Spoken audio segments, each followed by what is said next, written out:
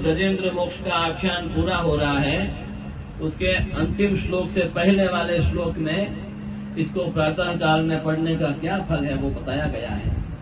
देखिए, ये माम स्तुवंती अनेन अंग, हे अंग, हे प्रिय। अंग जहां जहां पर शब्द आता है इसका मतलब हे प्रिय।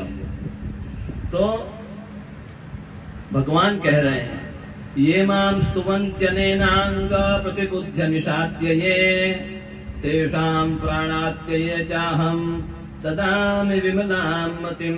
भगवान क्या कह रहे हैं कि हे प्रिय, हे अंग, जो कोई भी रात्रि के अंत में उठ करके इस स्तुति के द्वारा मेरा स्तुति करेगा, जो तुमने स्तुति करी है उस स्तोत्र से मेरी स्तुति कोई करेगा, तो तेषाम प्राणात्यये चाहम, तो उनके प्राण निकलते समय मैं क्या करूंगा, ददामि विमलां मतिम, मैं उनको विमल मति प्रदान करूंगा। अब सबसे विमल यहाँ पर क्या है? परमात्मा के अलावा कोई विमल है ही नहीं, बाकी सब मलयुक्त है। ईश्वर अंश जीव अविनाशी चेतन अमल सहज सुख राशि।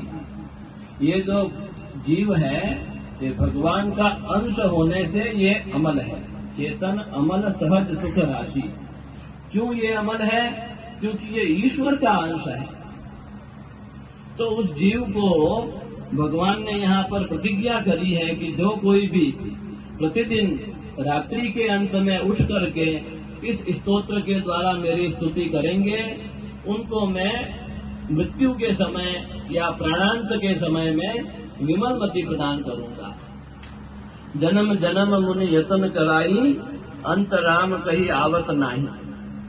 यत्न करने से भी अंत में भगवान राम का नाम या भगवान राम का ध्यान नहीं कर पाते हैं बड़े बड़े मुनि लोग भी।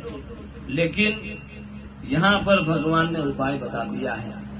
आप गजेंद्र के द्वारा की हुई स्तुति का अनुसंधान कीजिए, उसका चिंतन कीजिए, आगे भगवान की जिम्मेदारी है। भगवान ने प्रतिज्ञा कर ली है कि मैं उसको विमल मति प्रदान करूंगा, मतलब भगवान अपना स्मरण आपको अंतकाल में करवा देंगे। इसीलिए डोंगरे जी महाराज प्रातः काल उठते ही इस प्रसंग का और इस स्तोत्र का अनुसंधान करते थे।